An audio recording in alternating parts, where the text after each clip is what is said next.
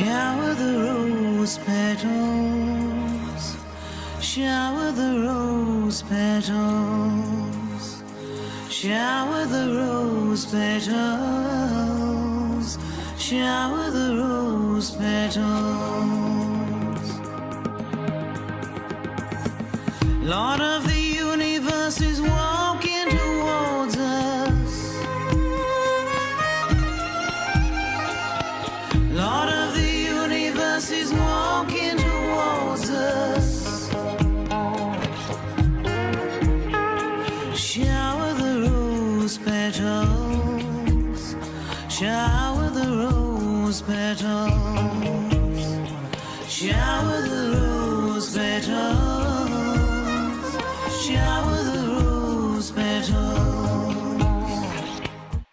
Hello and Sairam everyone, I'm Dana Gillespie and here I am sitting in the library in Puttaparthi.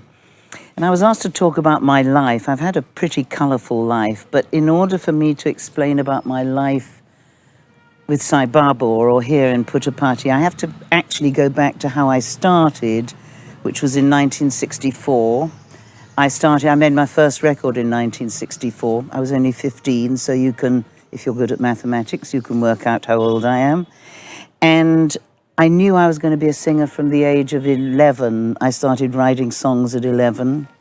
And from 64 up until, I can't remember the first year I came here actually, maybe nearly 40 years ago, I just was singing. I lived a wild life. I hung out with all the top names in the rock and roll business. I've made, well, actually just the other day, my 70th album has come out. So I've not sat back and done nothing. I was the first Mary Magdalene in Jesus Christ Superstar, which was a massive honor to do that in biggest theatre in London. And it must have been nearly 40 years ago, I was on a train going from Zurich to Vienna. That's a 12-hour train journey. And I had nothing to read. And a good Indian friend of mine, she was actually going to publish a book on Sai Baba called Man of Miracles, but publish it in England with bigger print because the Indian version was very small print and you need a magnifying glass when you're older to read it. So she said, I've only got this Indian book, but there's some writing in the side of the book, but you can take it with you and read it, and maybe it's something to interest you in 12 hours. And I remember thinking, this book, I can read this in 2 seconds. And I get on the train, open the book, this Man of Miracles by Howard Murfitt. And by the way, this book has changed a lot of people's lives, but it totally revolutionized my life. I open it up, and on page 1, already my palms were sweaty. I knew that something special was in this book, and I read it so slowly, I devoured every word. And by the time I got to Vienna 12 hours later, I'd finished the book, and I thought, right, I'm off to India. And I did something I never do, which is to go to a place when I don't have a gig, a concert.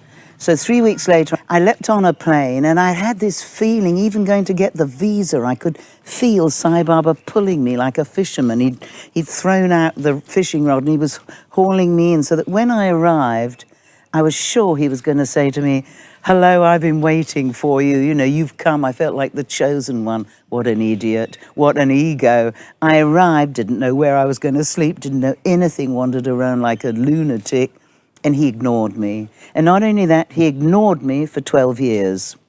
I slept in the sheds. I mean, interesting things happen, though. You never forget the friends you stay with in the sheds. And, I mean, I remember one time I'd arrived in Puttaparthi, and somewhere between leaving Whitefield and Puttaparthi, in those days it would take maybe 4 or 5 hours in a bouncing, marvellous ambassador car. Now everyone wants this modern stuff. Bring me a nice old-fashioned ambassador. It's sort of what we in Britain call the Rolls Royce of cars. So I arrived, and I realised that somehow along the line my ticket and passport was missing.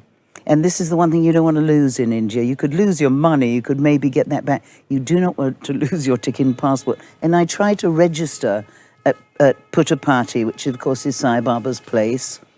And I got shouted at by the accommodation men, you can't come in here with no passport. They said, go to the police round the corner. And that's one thing you don't want to do either.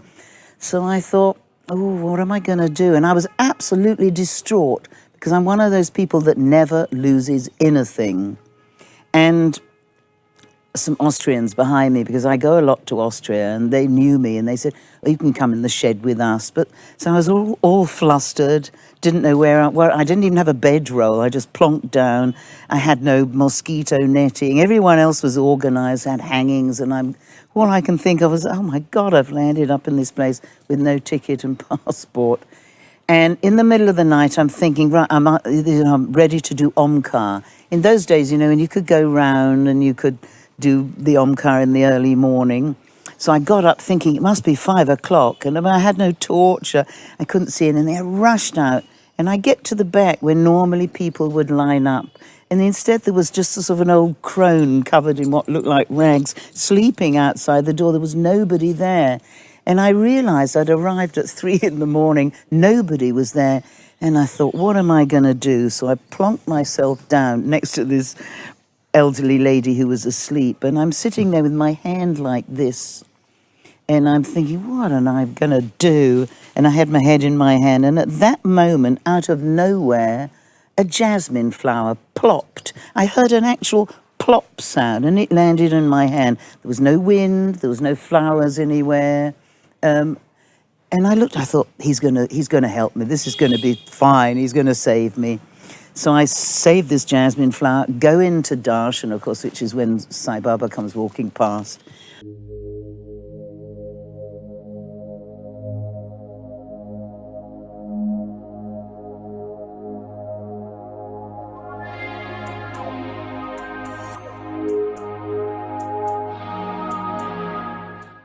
And he still wasn't talking or looking at me. He's going to save me. I was absolutely sure of this. He ignored me yet again. And I thought, God, what am I going to do? So then I used to go up in those days. I used to go up in the hills. And I used to walk around because it was the one place you could get cool breezes. And the eagles would be swirling around. And I would sit there on a rock. So I'd gone up there, and somebody had told me, probably erroneously, that if you sing bhajans, the snakes and scorpions won't bite you. So there I am singing bhajans. And while I'm up there at exactly 12 o'clock, which of course in India is boiling hot then, and it's a kind of dead zone, I hear in my head, go down to the village now, go down now. So when you have these inner voice things, as you get older, you do learn to tune into your inner voice. I always say it's so important to trust in your own heart. So I, went all the way down, and as I'm walking past the old accommodation office, a man steps out holding my ticket and passport. And he had gone to try and find me, but because I wasn't registered, I was there illegally, of course, he couldn't find me, and they told him to get lost as well. So we literally met like this, and I said, gosh, thank you. Took the ticket and passport and just checked everything was right. When I looked up to thank him, he had gone. So I was pretty thankful about that. These are little kind of things that occurred before I got the first call to come and sing for the 70th. But I mean, one other quick story before I actually got to sing for Swami's 70th birthday.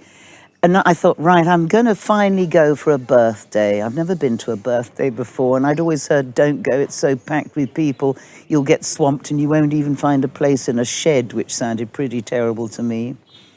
And a week before leaving, I got terrible pains in my stomach. I collapsed in the street, was taken off to the local Chelsea and Westminster Hospital, which is the London hospital near where I live in Chelsea. And they took x-rays and they could see some sort of shadow somewhere around here.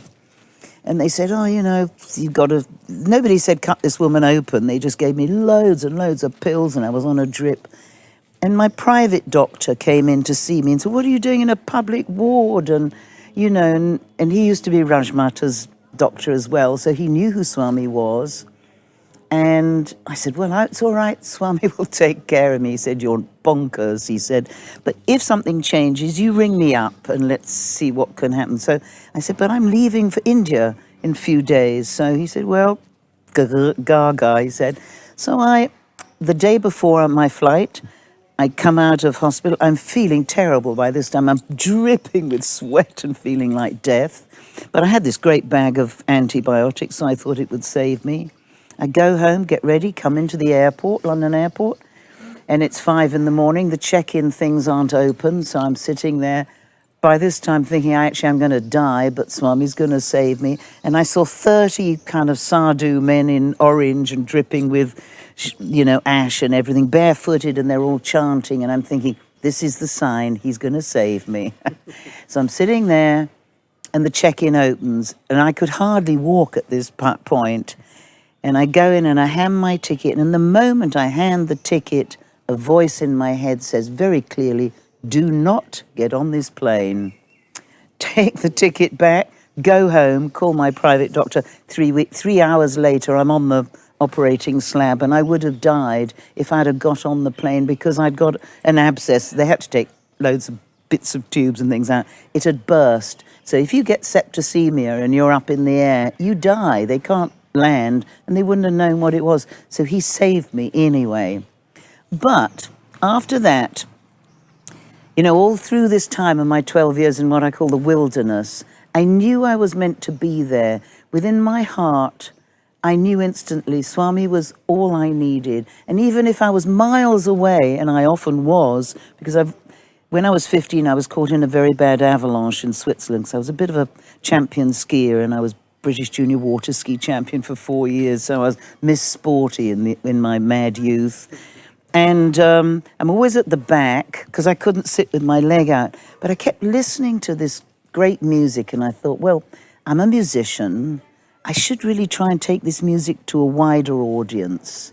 Because this music called bhajans, for those of you that don't know, but I think everyone here certainly knows, it puts you into such a good mood. And the moment you know them and can sing along to them, you feel much better. But a lot of Westerners find it difficult to learn this music, and especially where I came from in London, I go to the oldest Sai centre in London in a place called Russell Square, and in those days they had one bhajan book that had so many mistakes in it that I didn't want to make mistakes, but I think I did probably in my earlier bhajans. But I know now there's a huge difference between Hare, Hari and Hara. But there was nobody to tell me. So and the other thing is, in this one bhajan book, they had a list of instructions. It was like the 10 Commandments, things you cannot do during bhajans. And I look at these things, and one of them was, do not move when the bhajans are going on. You're not meant to sway. Now, if anyone has since seen me when I've sung for Swami, I'm up there and I'm swinging away, because when the music starts, I cannot sit still. And I thought probably everyone would hate me for doing this. But then one time Swami came out on the veranda and he went, look at Dana, she's always going like this. And he did me better than me. So ever since then, I kind of got away with it. I don't think anyone can realize how primitive is not the right word, but simple life was in the early days. And people weren't exposed to television, and they certainly weren't exposed to overweight, red-headed musicians that are going like this on stage. So it was a bit of a shock. Anyway, I thought, well, these bhajans, I'm gonna make them really good and westerny and trancey and groovy, but clearly sung so that a Westerner can learn the words. And I had like the second guitarist from Pink Floyd, lovely Tim Rennick. I had great musicians that came in and helped. They're not devotees, but they were quite happy to just play along. And I thought, how can I get this to Swami? Because I was always at the back because of my leg. So I was there for 2 weeks, and I put it on a cassette machine, and I put it in what we in England called a jiffy bag. It's a sort of padded thing with bubble wrap inside. And I was thinking, I've got 2 weeks to try and hand it to him. But I was always at the back. But from this distance at the back, I could see people were offering things, and he was patting them or patting on their heads in a thing. And I was always in the back getting no joy. Well, I was getting joy. I was actually in those days, I remember thinking about this the other day, I was quite content to just see one of his hairs sticking out from behind a pillar, or a tiny bit of a flash of orange. I was totally happy. Anyway, the days go by, and I've got this package burning a hole in my room, and I got one last chance to get it to him, and I thought, I'm going to have to do this. So I suddenly found myself on front row, and one thing I must stress is that nobody knew who I was. I always came alone. Nobody knew my name, and nobody knew I was a singer. You know, a few English people might have known me, but I didn't know anyone then. And I found myself in the front, and I thought, well, I'll have to suffer with my leg. And Swami came out, and he just stood, he came straight to me, stood right in front of me, and he said, the singer, hand me the cassette. Now, nobody on this planet, except for Sai Baba, knew that I'd stashed a contraband cassette in under my clothes. And that was my sign to go and print. And CDs had just been invented then, so that was my sign. I made my first CD, and from that moment on, my life kind of changed, because I'd got my first Bhajan CD, and a few months later, I get a telephone call, sadly not from Sai Baba himself, but from the organisation. They said, would you like to come and sing for the 70th birthday? Would I? What a question. I said, yes. I said, well, I've just done my first Bhajan CD. I was hot to trot for Bhajans. And I said, no, Swami wants you to do your Western music. Now, this was really difficult. Blues musicians, I'd never heard blues here, ever. In fact, it was quite difficult to even get a drum kit. There was no real piano. Well, there was in the school, but it was badly out of tune. So I asked my English band, the London Blues Band, and I said, do you want to come and play in India where you can't drink, you can't smoke, you can't eat meat, and you won't get paid? Needless to say, half the band said, no way, Jose. But the other half, I had two others, and they said, yeah, well, why not? So I had to take two other guys from Austria. One of them is called Joachim Palden, who I've worked with for years, and he's a phenomenal boogie piano player. And he said, yeah, we'll come. So I arrived with four musicians who didn't really know each other. And we arrived, and it's the first time I've been in Puttaparthi, and it was heavingly packed. 70th birthday was more crowd than it is now, actually. And for those of you that have never been into the stadium, it was packed like you cannot believe. However, a couple of days before, I'm in joy, because they've stuck a huge rosette there saying artist. So, and I had somebody to sort of wheel me around everywhere. I was able to jump the queue for food. I was suddenly in a front line for Swami's darshan, which hadn't happened to me before.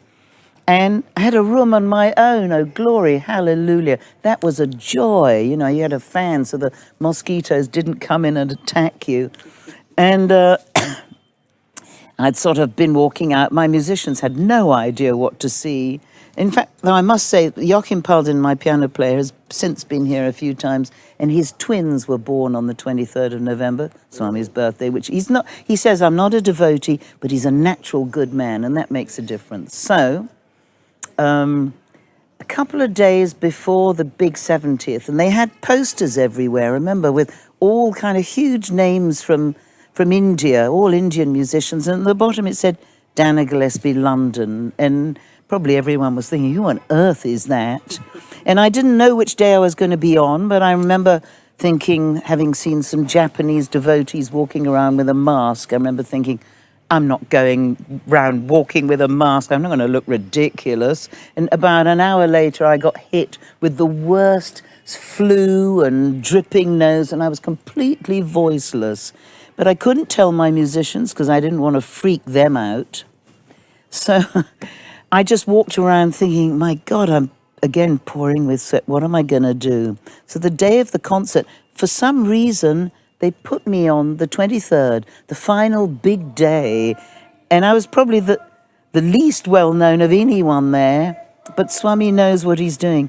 All the musicians were sort of at the side area, because in the stadium there's this thing called the Shanti Vedika where Swami would sit, and then the musicians would come out of a huge sun, and we'd step out and do our thing, and they had all the famous cricketers and, you know, famous bigwigs announcing us, and I'm there thinking, I have no voice and I can't even whisper. I literally couldn't say one word.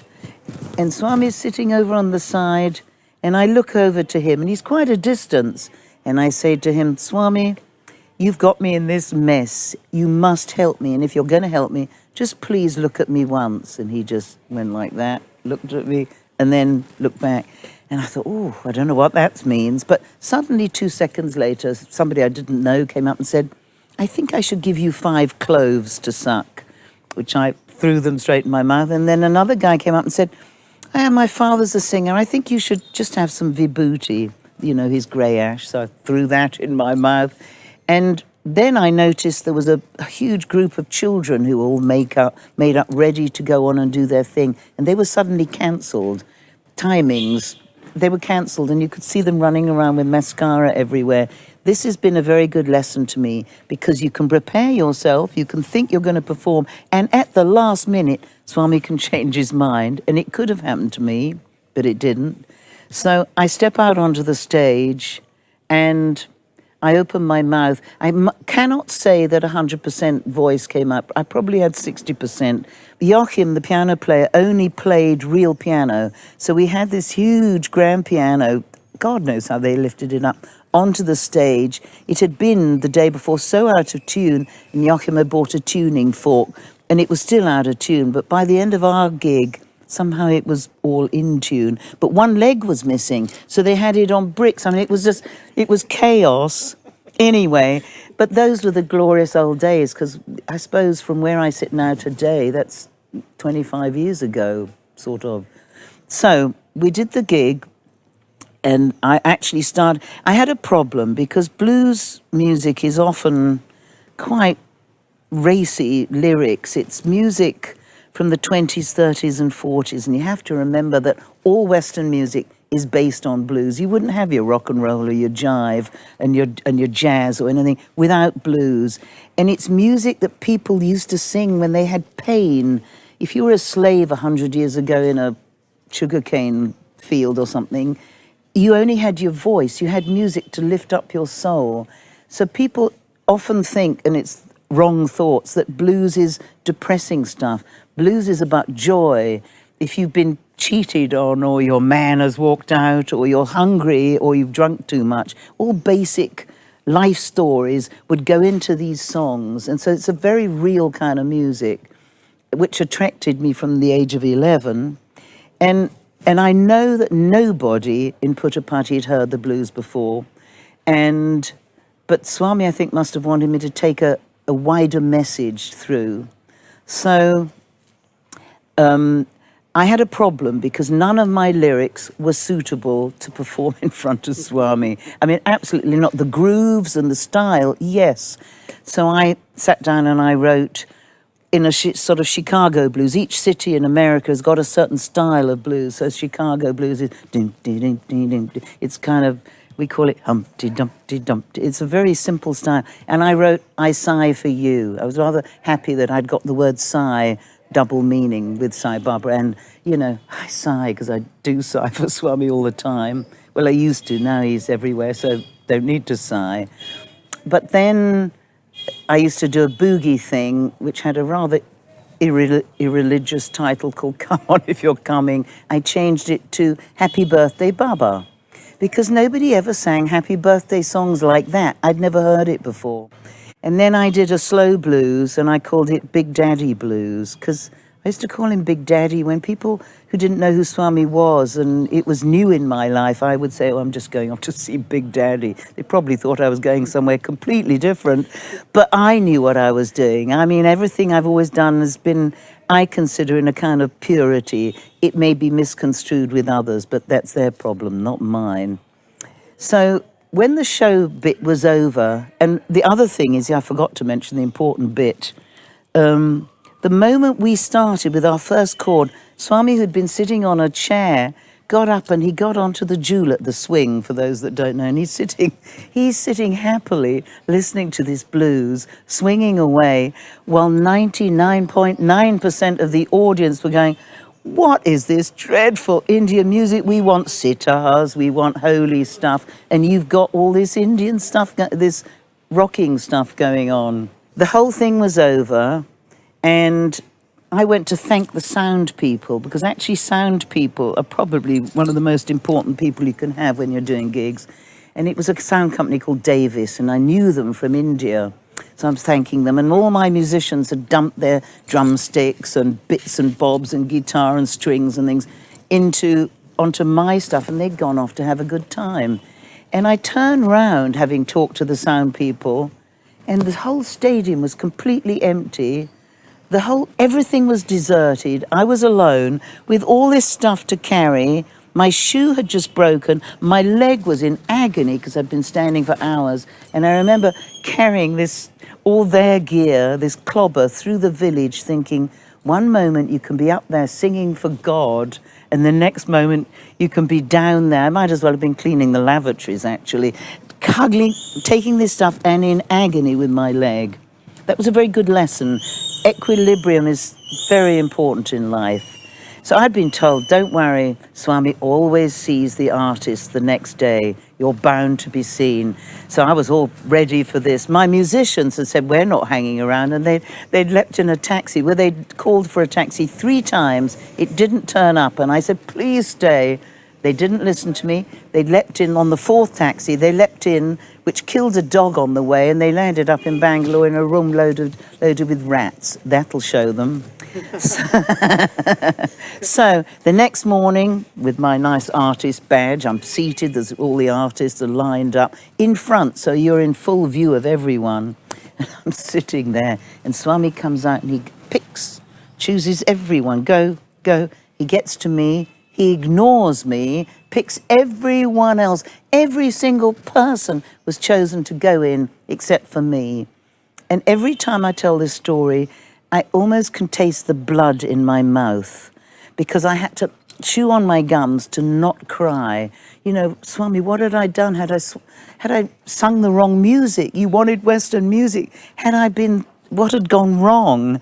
I was absolutely covered with torment and embarrassment because suddenly I'm on my own sitting out there and they've all gone. And my mother had always taught me, you must be gracious in life, even when something has gone wrong. Smile and try and look as if you don't care. So I chewed on my gums, stood up, held my head up high, walked back to my room and fell upon my pillow and howled. I howled, Swami, how could you do this? And the next day, of course, I was leaving. Swami didn't look at me again then either. That didn't matter. I'd done what I thought was my best, but I was aware that most of the Indians hated my music. And some of the students have since come up to me and they said, well, now they're all married and some of them have got children, but they said, you know, we hated the music too, or we didn't understand it. The Westerners all said, wow, thank you, Swami. But it's just because blues had never come to this country. And so that was pretty amazing. That was the 70th. And from that moment on, a few months later, I came back, I think it was Shivaratri. Swami called me in, I think basically just to satisfy my desire to see what the room was like. You know, when you've seen people going in all the time, I just want, what's in there, Swami? Now I know that interview is far better than interview. But, I just wanted to see for myself. So I can't even remember what happened in that interview, probably not very much. I've sort of lost count on the number of interviews. And anyway, when there have been ones of great importance, Swami always used to say, if he gives you something or says something, don't go out and tom-tom it all over the world because it loses its importance. If you were given something, he'd always say, cover it up, when you leave the interview room, because otherwise people are going to either feel jealous or want something as well. So, as I said, I've kind of lost track through the years of things that he's said to me, but I do remember one very important thing. He once said, do you want to ask me a question? And you know how people in the old days used to go in and see Swami, and they had great shopping lists of, should I sell my business? Can you get a wife for my son? When's my daughter getting married? All of this trivial stuff. I never had a question because when I was there, sitting in front of him I just felt I didn't have any questions. So I'm in there on my own. And by the way, this was at a time when they used to say, he doesn't take people in on their own, certainly not women. He did. I went in there quite a few times and it didn't bother him. In fact, he always used to call me sir, so that was quite reassuring. Because I've always felt slightly, not exactly a hormonal imbalance, but I live in a man's world. I've worked in a man's world in the 60s, and you get strong. You've got to toughen up. So he said, do you want to ask me a question? And I couldn't think of a single thing that was intelligent. So I just said, Swami, well, what's the meaning of this life? And he just said 5 words, and I repeat these 5 words always. He said, play the game, be happy. And it's so simple. That's all we need to do. And we are like his chess pieces. He moves us around. Surrender is the most important thing. I always remember Rajmata said to me when I first came here, she said to me, if you learn surrender, that's the only thing you need to know. Everything else falls in place. So a few years go by. Oh yeah, well then the next time I get asked to sing is in the Purna Chandra Hall. And I'm there on my own. And Swami says, I think it might have been 71st birthday. So I'm there on my own, and Swami says, now you sing these 6 songs, and he says, don't worry, I will be there, because my worry is I was singing with backing tracks, and I'd never heard people in Puttaparthi sing with backing tracks. They always came with live musicians. And Swami used to sometimes get up and go on what I call little walkabout. If you're with live musicians, you say to them, come on boys, keep playing till he comes back. But with a backing track, you can't alter the running order, and you can't change anything, you're stuck. So I had these 6 songs that were, and Swami said, don't worry, I will be there.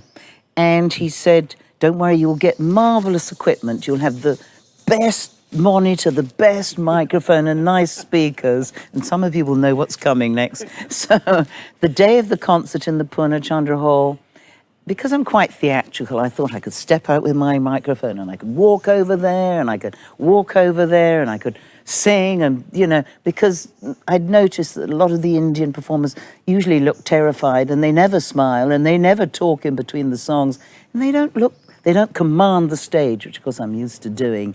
So I get out with the microphone, and it's so old, and the cable is so short, I couldn't move anywhere. The monitor was about that size at my feet, and I was stuck. No moving about, I was there frozen. And I had another problem, is through the years I'd observed everyone used to offer him a rose. Well, in the Purna Chandra Hall, there's a sort of a semicircle thing, a thing where the VIP sit with Swami in the middle, but it's down below. And as a woman, you can't possibly go among the men to give something to Swami. So how could I give him a rose? And anyway, with my bad knee, on a stage, I never could get down on my knees because Swami liked people to look elegant. And if I got down on my knees, I'd have looked like an elephant trying to get up. It's not a nice sight. So this is where I devised the idea. I devised the idea to shower him with rose petals. I had a big bag of rose petals. I come out onto the stage, probably looking horror at the microphone, but then I just threw them all over him. And I'd learnt to do that because I think it was a couple of years earlier. I'd been there on Ladies' Day, and for some reason, 4 ladies were chosen to give Swami some flowers, and they were wrapped in plastic. They looked cheap and nasty and horrible, and they were all drooping.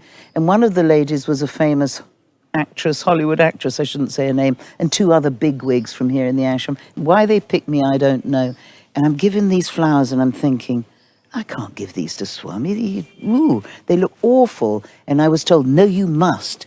There's an order. And I said to the girl next to me, I'm not giving these to Swami. I'm embarrassed. She said, you'll be kicked out of the ashram. I said, I don't care. I am not doing this. So the first woman, the famous one, gets up and hands the thing to Swami, and he just throws them on the floor. He doesn't even look at them. He's got a really long face. Next woman gets up, throws them. It happens to the third woman. And all the time I'm thinking, I am not offering anything to Swami that he throws them on the floor. So there was a couple of roses in this awful plastic thing. I wouldn't give plastic to Swami anyway. Rip the petals off, leave this plastic thing behind, go up. And he'd had a long face during the whole time. Throw rose petals over him, and he smiles. So that's how I started with this rose petal thing. So I pour the rose petals down, and my worry about him moving and going on walkabout didn't happen. He stayed there. I could see down below his eyes were burning bright like a tiger. I could see him looking at me because it's all dark down there. I've always felt that he doesn't want me to sing to him. he wants me to sing for him. And anyway, Swami once said, the best way to see the Lord is to see him in everyone. So I look at God when I look at the audience. So I was a bit worried about this concert with my backing tracks for one reason alone. I'd taken one bhajan, which was Prasanna Ho, Sathya Sai Baba, put a disco beat on it, which I thought I'm going to be landed in such trouble again.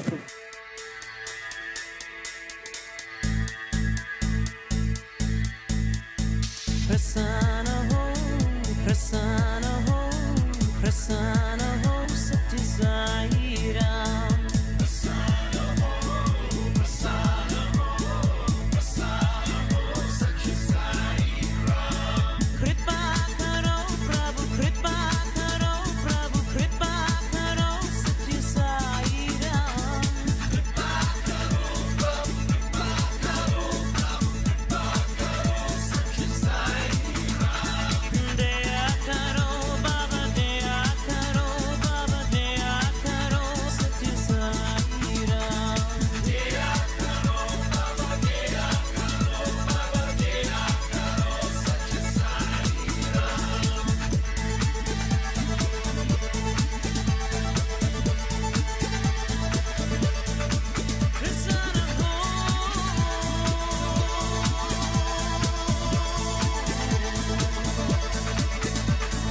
Prasanna Ho, Prasanna Ho, Prasanna Ho, Prasanna Ho, Sathya Sai Baba. And can you believe it that at the end of the concert, there were students or people in white, probably not students, they were up and dancing to Prasanna Ho. I've now seen them dance all over Russia where I've sung. They get up and dance because this music is joyful. And then at the end of the concert, he came up and he gave me this little thing, which is here. This was the first thing he ever gave me.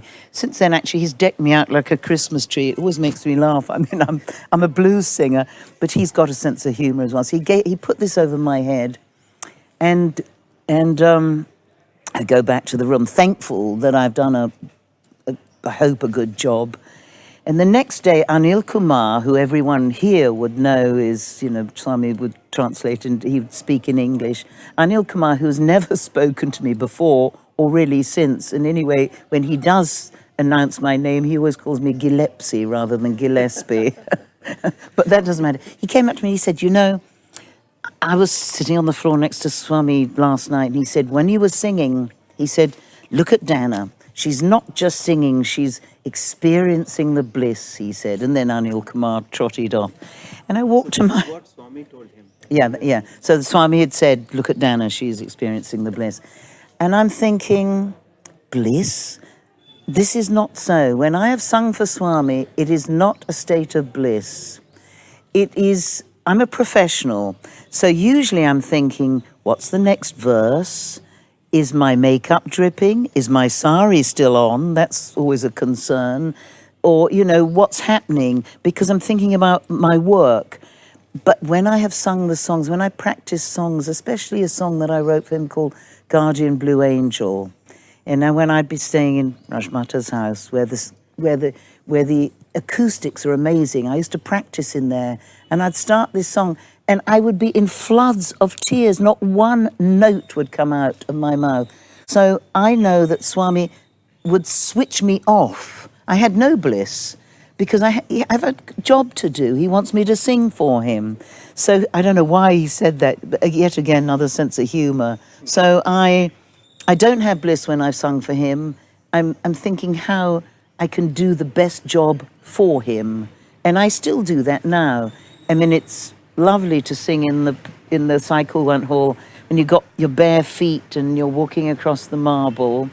Even now, I like to walk all around, even over to the men's side. Some of them look a bit worried and nervous, but that's their problem because I don't see any difference between men and women. Everything's the same to me. I see life in notes, musical notes. I think it might be a form of what we in England call Asperger's disease. You're not quite normal, but I've always heard music going on the whole time. And I'm happy. So That's how I do things. Well, it's bliss for everyone who listens to you. I was 5 years old and I was playing with some kids up on a sort of some bars, and I crashed and hit the stone and fractured my skull instantly. And the moment my head hit the ground, I remember a light in my head, and I remember thinking, I have seen all of eternity in that one flash. I'd seen everything. I knew everything. This feeling went, but they rushed me to hospital, and my head was like, I looked like the Elephant Man. It was the size of a watermelon, and it was so swollen that my lip was that way, not that way, because it had pulled, the whole thing was shattered, the bones. So they put me, I was staying with some doctors while my father, who was a doctor, was at a medical conference in Germany, and they put me in isolation in a room. They said, you must keep her at home, lock the door so she doesn't go anywhere. And the pain was so intense that a few days after this, and I was pouring with sweat. I seem to have spent my whole life pouring with sweat because the pain was so bad. And I remember thinking, I have to kill myself. I cannot live like this. I was 5, but I remember thinking very clearly, I must kill myself. And I went to open the door, but I was assuming it was locked, and the doctor had forgotten to lock it. Went down into the garden. I was dressed in some little blue pajamas with some Chinese things on it, and really lovely pajamas. Went into the garden where there was an Alsatian dog. Went to the end of the garden where there was a gate and a fence, a path, and on the other side of this path was the River Rhine. That's the biggest river in Germany. It's a huge, fast-flowing river, and I thought, this is how I must kill myself. And I went through the gate, closed it behind me, and there were some steps down, and the river was so fast-moving, and I didn't know how to swim. I just knew I had to get under the water and die. And as I went under the water, for some reason I wasn't swept away. A being, I wish I could say it was in orange, but I can't in all honesty. A being in white, under the water, lifted me up, out of the water, carried me over the fence, laid me on the lawn, and was gone. And when the doctor and his wife came back, they went up to the room to see if I was there, all right, and I wasn't there. They rushed to the garden, and I was lying sort of pretty unconscious, covered with mud, because it's a dirty river, actually. And I think they thought that maybe, they don't know what they thought, but I couldn't speak. I couldn't speak for 3 months because of this. I was pumpkin head. And they thought maybe the Alsatian had saved me, but an Alsatian can't lift you over a fence. This being, even now as I speak, I saw it lift, but it had no face. It just lifted me over. Eventually, it took months for my head to get back to normal. And in this time, I realized, as my mouth went back that way, why I can't tell anyone. They're not going to believe me for a start. So I just kept quiet. And I started when I was 15 to have epileptic fits. I was an epileptic. I saw visions. Not the kind of epilepsy which is hereditary. I wasn't foaming at the mouth or anything, or landing on the floor. I saw these visions usually about once every 2 months, and it was always the same visions. Men with turbans, beards, on a kind of stage with lighting from below and with musical instruments in their hands. And while this vision would come on, I'd get this incredible, intense smell. The whole thing would maybe last 5 seconds, actually. And again, I'd be dripping with sweat at the moment this smell came on, and it would be a feeling like you're about to fall. But I could hear everything. But let's say I was sitting in front of you guys. I wouldn't see you. I would just see these 12 men, and in their robes with this lighting from below. And sometimes I'd have visions of just roses, just everywhere roses. I'd have one every 2 months, and it got down to be one every month, and it was getting to be one every week. And I had just started to drive. I was just 17, and they were gone to one a week. And I thought, I better tell my father. I was thinking, I didn't tell anyone actually, but I was driving my car, and it happened while I was driving my car in an underpass in central London. And the automatic pilot somehow got me safely through the past, but I saw these men in front of me. So I go to my father and they immediately put me into a hospital. They put electrodes on my brain. I've got a mark here. They shot very strong dye into my brain where you can't then move for 3 days because you might completely mess with your brain. And the doctor there, he said, you know, have you ever been dropped on your head as a baby? And I said, well, I did fracture my skull when I was 5. He said, well, take these pills. He said, this will get rid of the visions and your epilepsy. And he said, but you might miss your visions. Well, you have to remember this was in the very early 60s. It was early 60s. People didn't know how to deal with visions. I mean, it was... My father was a wonderful doctor, but nobody knew. So I took these pills and they were called Epineutin. I became a zombie. I was literally a vegetable for 3 months. He'd said take them for 6 months. And after 3 months, I threw them away because I said, I can't live like this. And I never had the visions back, but 20 years later, I'm in the main square in Marrakesh filming a pop video. And I'm going to be dressed in some Moroccan clothes because I've always felt at home in Morocco as well, which might explain why Swami once was talking to somebody else and he turned to me, he said, and the Sufis are very good too, he said, and then he carried on talking.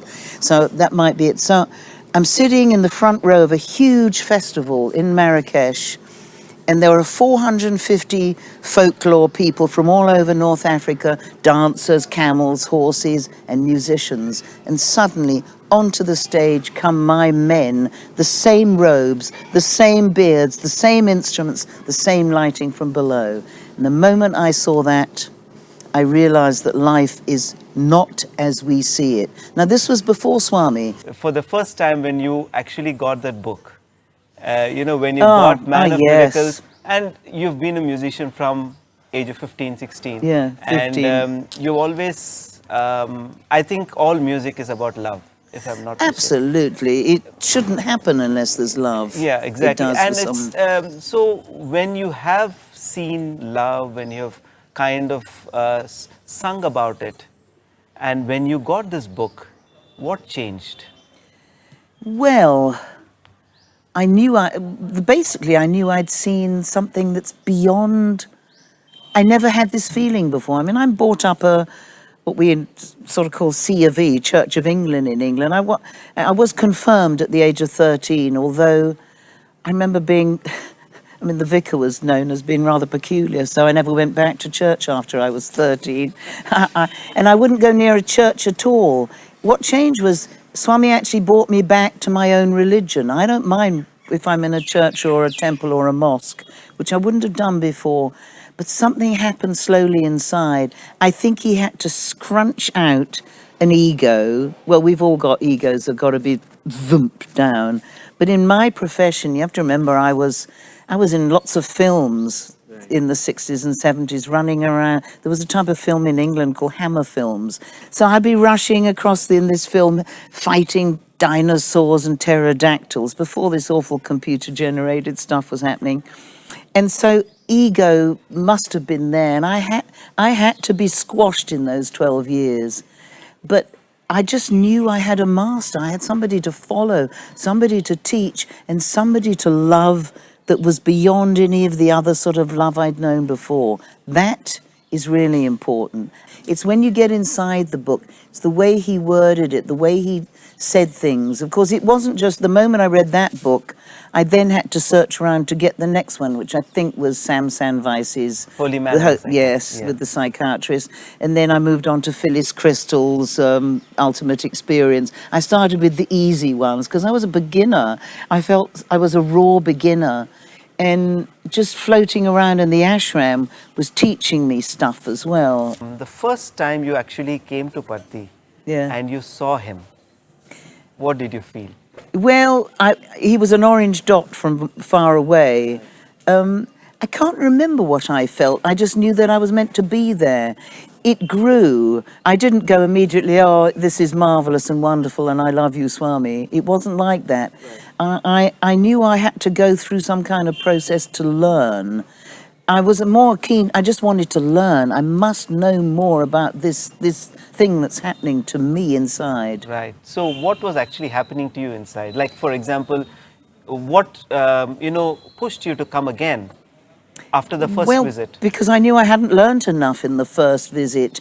It was, coming to Puttaparthi, especially in those days, and for me, it was like I'd been put into Swami's washing machine and I was being swirled around, bouncing from side to side, getting eaten by mosquitoes in the sheds. I mean, nobody can understand how basic it was then, on the floor and 4 showers and you're queuing up from 2 o'clock in the And morning. that didn't bother you?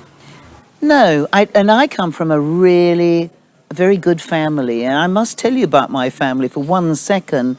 My family is so well known in a way, very English, that up until last year, the British £5 note has the Queen, obviously, on one side, and on the other side has my great-great-great-grandfather, 4 greats actually, and great-great-great-grandmother. Her face was there, a woman called Elizabeth Fry, and the man on the edge is Sir Thomas Fowle Buxton, my great-great-great-grandfather.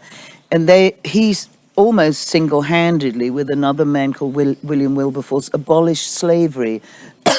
Sorry. Elizabeth Fry was famous for prison reform. So getting back to, what's important to you. For example, you were comfortable with living in a shed with a bare minimum in an ashram in Prasanthi. Well, hang on a minute. Can't say I was actually comfortable because it's not easy. Right. But I would put up with anything.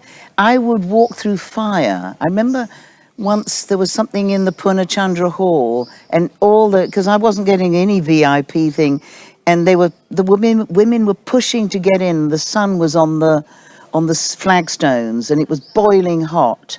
And a woman in front of me was screaming, "Swami, you're burning us!" And I remember thinking, I don't care if I burn. I will die to see Swami. I've always had this attitude. And it's because it's the most important thing I have. And even if he takes my voice away tomorrow, which wouldn't be easy for me because I'm a bit of a talker, but if he does, it's his voice. A lot of my family, they've either got titles, they live in huge kind of buildings. I mean, the equivalent of palaces here. Right. I live in a small little house, and Swami once told me when I came in for an interview, and I can't do his voice obviously, he said, "You live in a tiny little voice," and his voice went squeaky up there. But it's true, I can almost touch all 4 walls, and it's got 2 floors above. I don't want very much. I just want enough for me. I've got a little puja room, a little bedroom, a tiny kitchen, because I'm not going to spend all day cooking, and a little room where I can hang. And what about your connect with India? Would you have come to India if it was not for Swami? Well, when I first was Mary Magdalene in Superstar, I had to leave the show after a year because I had to have my first knee operation. And one of the things I had for recovery was I thought, I'm going to go to somewhere, this was 1972, but I did the usual tourist thing of going around the Rajasthan Triangle, and I did it in sort of style because I didn't know how to book. I went with an old friend, and the moment I came to India, it's that feeling of, I've come home. Oh, I've come. okay. But I didn't know who Swami was, didn't mean a thing to me then. And once I discovered who Swami was, I was very lucky, and I know he organized this. I used to come every year to Bangalore, and I used to work quite often for the Taj group of hotels. They're still one of my favorite. One shouldn't be advertising, but I love them. And they used to book me to sing for 10 days at the West End Hotel in Bangalore.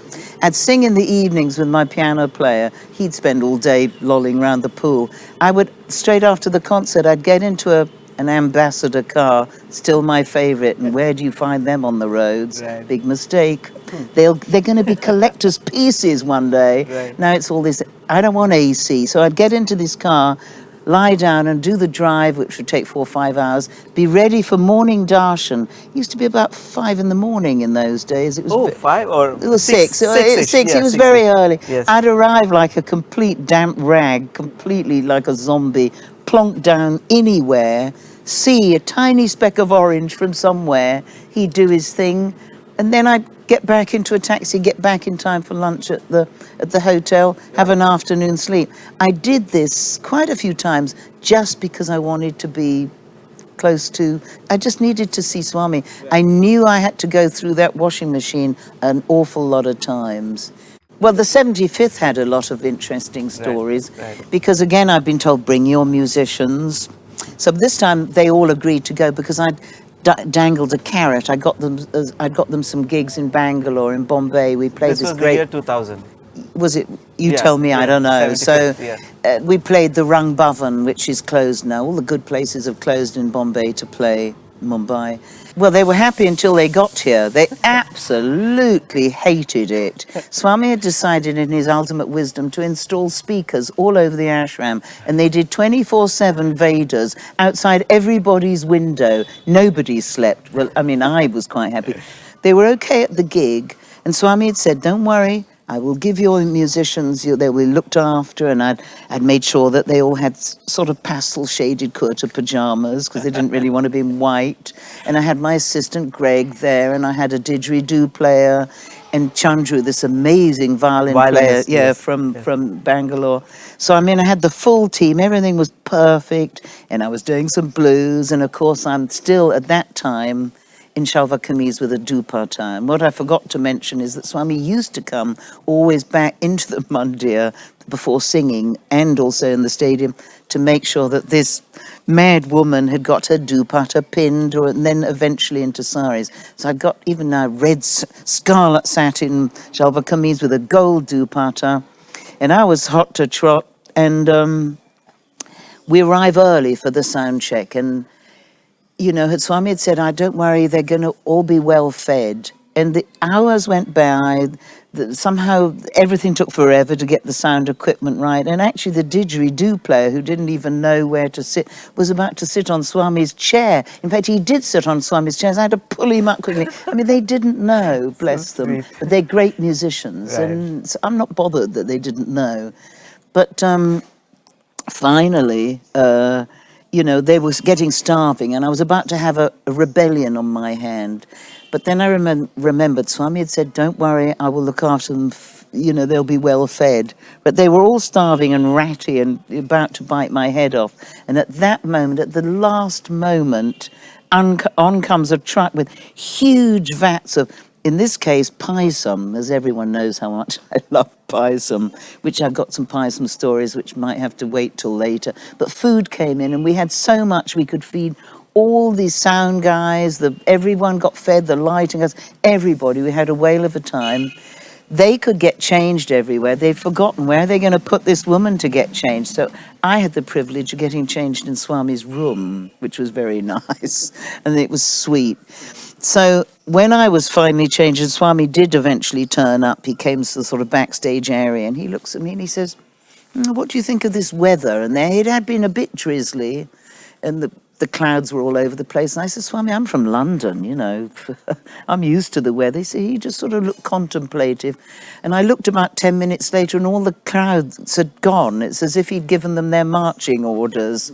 So they'd disappeared, and the concert went fine, actually. But again, I don't think a lot of people were quite ready for it. But then the next day, he did take us all in. He took me on my own, and then he took my guys. And so that was marvellous, the 75th. I'm often asked, what's it like to sing with Swami sitting right there? Actually, it's a blast, I can say. It's marvellous because I don't get nervous. It's the same for me as if I'm in a stadium than if I'm talking in a room of 15 people, because I mean, I have learnt, and I've put this into song, that all is one. This is what Swami teaches me, and everything he teaches me, I try and put into song. So I was okay.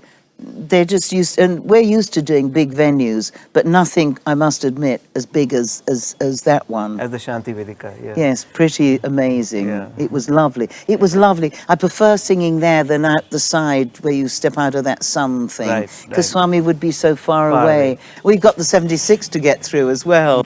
Do you know, I'd actually bought them all tickets. Mm-hmm.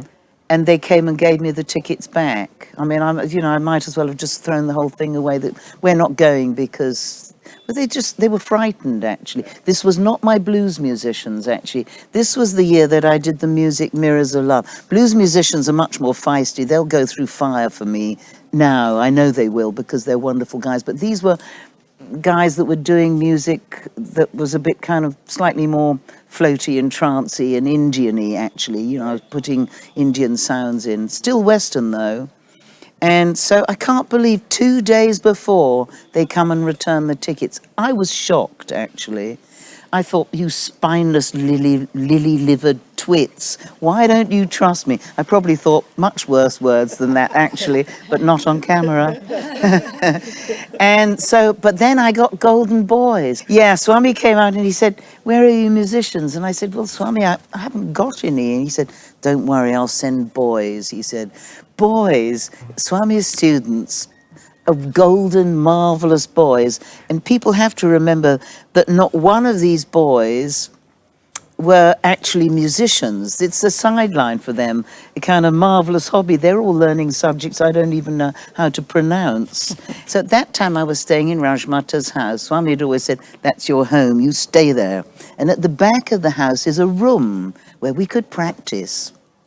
So day one, is it seven? 7 of you guys? Yeah, I think 7. 7 with Sailesh, sir, who was, you know, teacher, so he was the only sensible one out of all of us, arrived, and you guys had to learn, and without Sailesh, sir, he was wonderful, because he really kind of kept everyone on track.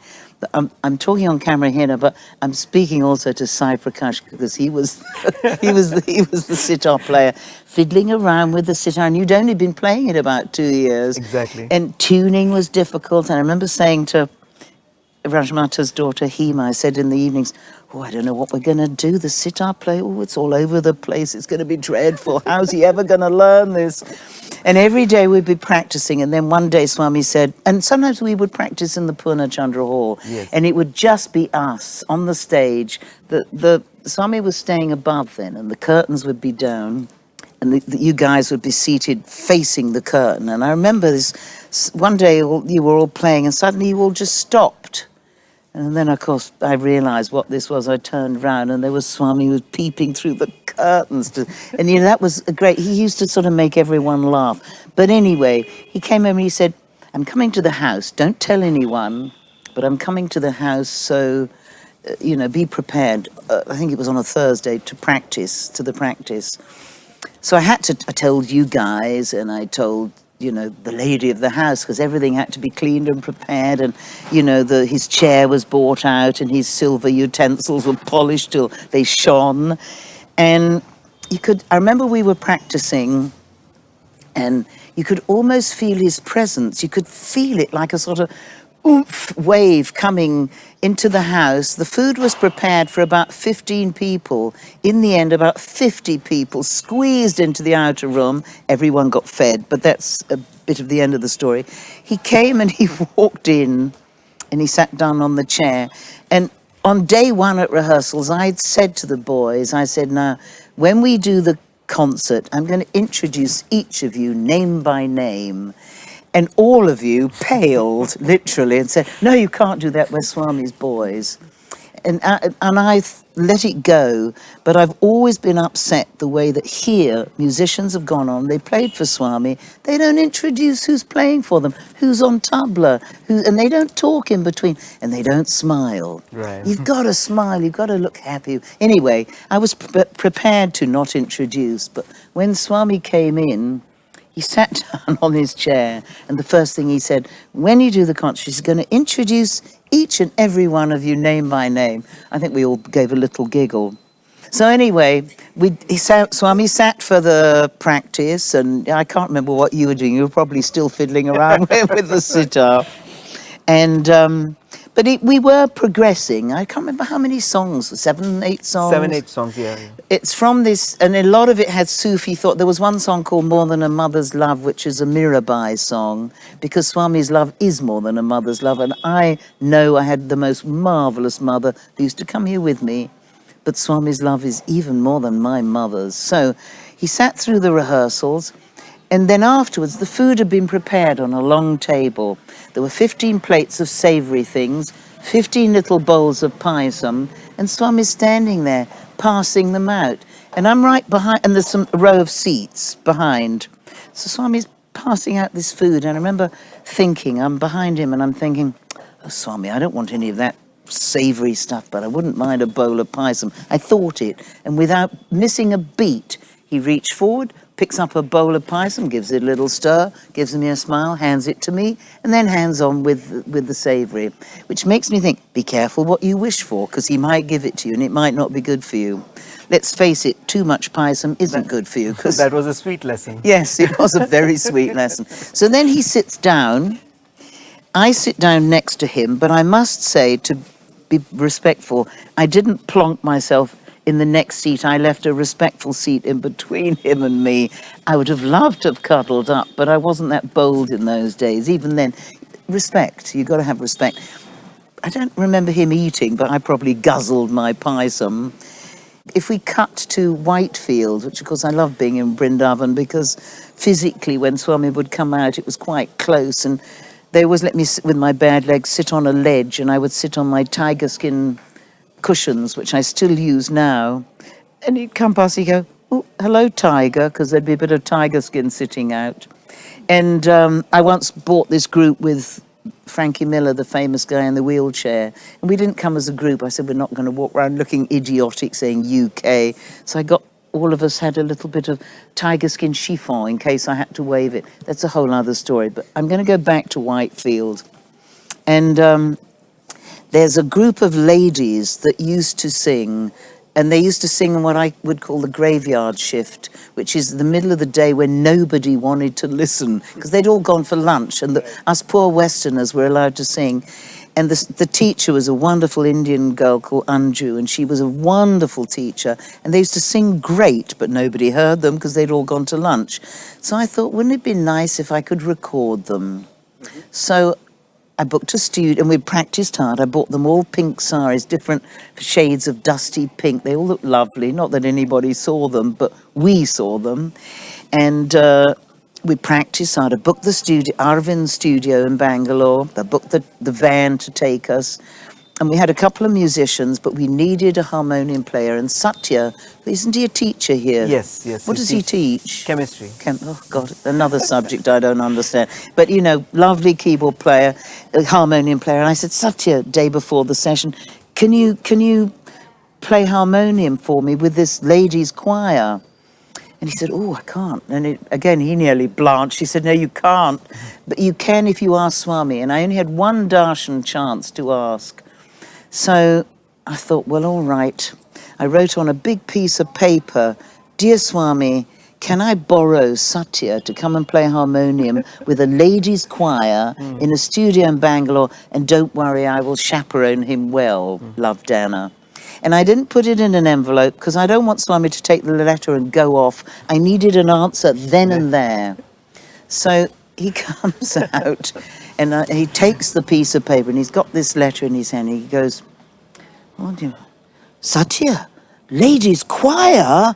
As if to say, fat chance. And he reads it, and then at the bottom he breaks into a smile and he says yes. So then I had to rush and find Sathya, tell him it's okay. Then I had to find him a separate car because I'd promised to chaperone him. I can't leave him alone with these ladies. There were about 20, I don't know how many we were, Westerners and a couple of Indians, but a mixed bag. And we hadn't decided to what to call ourselves on record. On the disc, I mean. We jokingly used to call ourselves the Brindavan Babes, which wouldn't have gone down well on a disc. I knew we'd never get acknowledged here. In the end, we called ourselves the Shanti Sisters, but there was one lady who was 70 and there was somebody who was 17, so it was a big spectrum of voices. So we get to the studio, the Shanti Sisters were in the kind of main big studio, and Sathya and the other couple of musicians were the little control room where there's a mirror in between. It's one of my favourite albums, actually. There's it's no frills, it's just simple.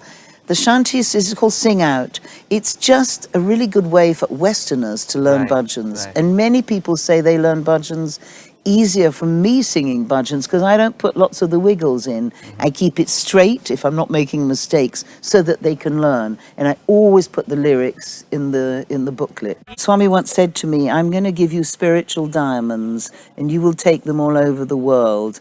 I had no idea what he was talking about. I thought one of us had lost the plot, and if it was anyone, it was bound to be me, actually. But within a year, I was invited, and I'm still invited to go to lots of these countries where I can go and talk about this. What's your connection with Sufism? Because many of your lyrics are, inspirations from a lot of Sufi poems. Am I right? Well, yes, that's because for me, Sufism is the one religion. It's beyond religion, actually. You could say it's the religion of love, but it isn't religion. It's a way of life. It's love. I've studied all religions. I have read the Quran and I read the Indian things as well. But there's kind of rules, ways to conduct yourself. There are no rules with Sufism. You just do what the heart tells you. And it may upset some people, may surprise people like me dancing on stage. I don't care if they said you could never sing again for Swami, because I know that I have to follow my heart. And so everything I've read about Sufism is just to do with L-O-V-E, with a capital L-O-V-E. It's only love. There's no rules. Actually, nothing has to be written down, but occasionally you can read a sentence. One sentence can put me into a state of bliss more than reading a whole blasted book of dogma. And we say in England, your karma has run over my dogma. Well, I can't bear dogma. Rules that have no sense. Right. Maybe you grow into the sense of them when you're older. But kids who are just told, don't do that or don't do that. I was always a rebel, and I will be a rebel till the day I die. Hence, I left school at 15, and 2 months later, after I left school, it became illegal to leave school at 15. I managed to squeak past under the radar, because I knew even then I cannot learn what I need in life from a normal place. Life has to teach me about love and I've done some things that may be considered rather abnormal by some standards, but the end result is I feel free. Do you know how amazing it is to be free? Swami has freed me from all chains. I mean, okay, I'm still stuck in the body that gives aches and pains, but I'm free. I'm free to just be happy with everyone, to sing until he takes my voice, to be joyful until he takes my breath and my body away. That is such a relief. I do sing a song called 10-Ton Blocks, a blues song. And because people walking around with blocks of cement on their shoulders, Swami took all of this away. What an absolute joy. Well, even in my blues music, I know that I'm singing about, let's say, the Big Daddy Blues. I know I'm singing about Swami. What anyone else is thinking about, I have no idea. Right. But he inspires me in every single thing I do. Even if I do something as boring as watching television, okay, sometimes you might switch off, but there's not a moment where he's not there, for me anyway, and for everyone that comes here. So many people have said, isn't it dreadful, or don't you feel it's dreadful? It's made no difference to me at all. I dare say if I'd been a student used to seeing him walking around every day, you could miss that. Made no difference. I was actually in India when he was physically no longer here. Made no difference to me, because I don't see the difference between life and death. And I'm not afraid to talk about death or think about it. I'm talking about physical death. It's just the outer shell. Doesn't bother me at all. I have no body consciousness at all. I can honestly say that. Okay, I don't look as good as I used to when I was younger, but that doesn't matter. So when he was not there, I feel him everywhere. I feel him on the breeze. I see him in a flower. I see him with birds flying past. I see him when somebody tries to grab your rickshaw and you're trying to get into it. It's just everywhere, and it's so much easier to think like that. And actually being in Puttaparthi is in many ways easier. There's no somebody pushing you out because they want to get in the front row. There is no difference, but there is one small difference, but it's maybe a big difference. That thing when you're sitting for hours and you're waiting for him and you're feeling totally knackered, or in my case, in agony, and suddenly the bit of music would start and you'd know he'd come out and every soul would lift. You would physically, it was like the whole place would take off. This you don't get anymore. But he doesn't want us to be attached to the form. And anyone that goes on saying, Swami, I miss you, they've missed the point. I see him everywhere. And I think that's the most important thing he's taught me. So I don't miss him. I wish I could say I dreamt about him every night, but sadly I don't. Do you? Or maybe you do. Occasionally, sometimes. Yeah, but I've had a few as well, but not. I know some people are out there, you know, flying through the skies with him Your every night. experience is exactly what he would have wanted us to experience, like to see him everywhere. Yeah, it's the only way to do it. Right. We've got to get on with life. Life can be dark and grueling and painful and difficult and unfair quite often. This should be equilibrium for us. It doesn't matter.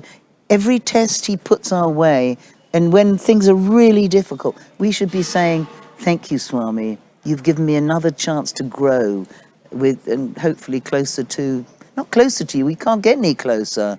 He's as close as our eyelids. He is our breath. That's so simple. He's our breath. What more do you want?